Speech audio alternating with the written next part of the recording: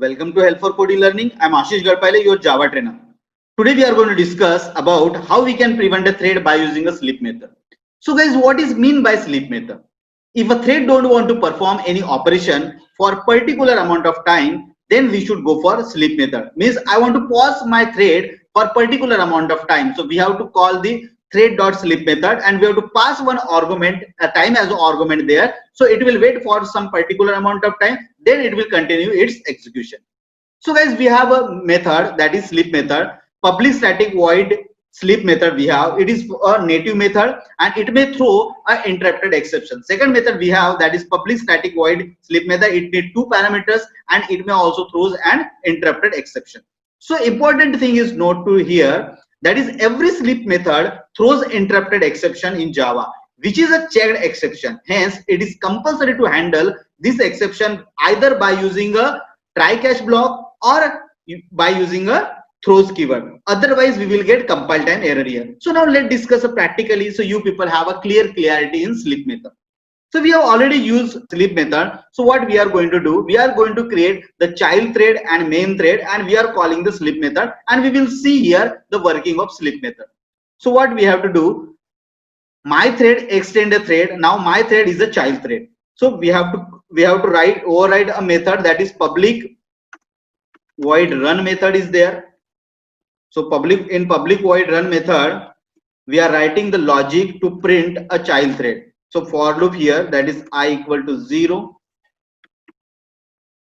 then I less than 10 times, and then plus I is there. Okay. Now what I am printing here, I am printing here that is this is my child thread. So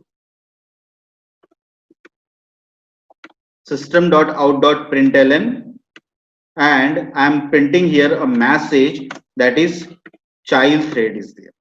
Okay, so 10 times it will print the child thread message. Now what I have to do in the main thread, so in the main thread I'm going to create the object of my thread first.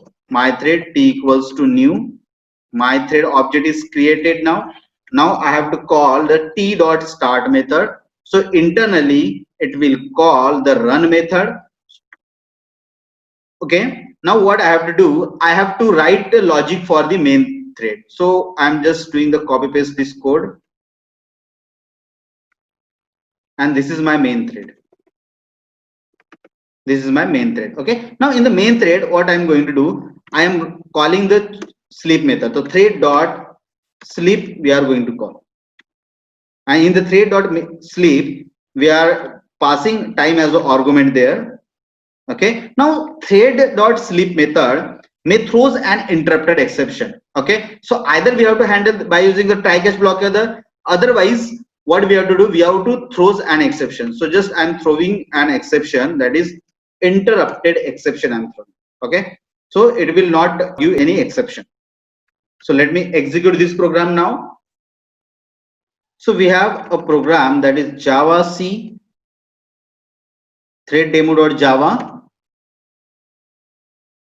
then Java thread demo. So what it will do, it will call the main thread like this. It will wait for some time and it will call. Okay, now what we have to do, we have to increase the time here. So what I'm going to increase 700, I'm updating here. So let me compile in again, then call again. So it will pause for some time. Okay, main thread, and now this main thread task is completed. So here we have to use the sleep method like this. Now in the not only in multi-threading, you can also use this sleep method in other way also, in the not only multi-threading. So like for example, if I am not having a class like this and I don't want to use these threading concepts. Okay, so what I can do, like suppose I want to print I here and my thread dot sleep is there. Okay, and I want to print from 0 to 10. So by using normal thread dot sleep method, we can also wait for some time. Okay, so it will also work in the normal programming if you are not using the multi-threading programming concept. Like suppose we want to count some numbers and we want to print the numbers, like to wait for some time. So same program we can do here. So what we can do, just compile it, run it. So message will be print like this. So we can use this sleep method in not only multi-threading, in other programming also we can use this sleep method.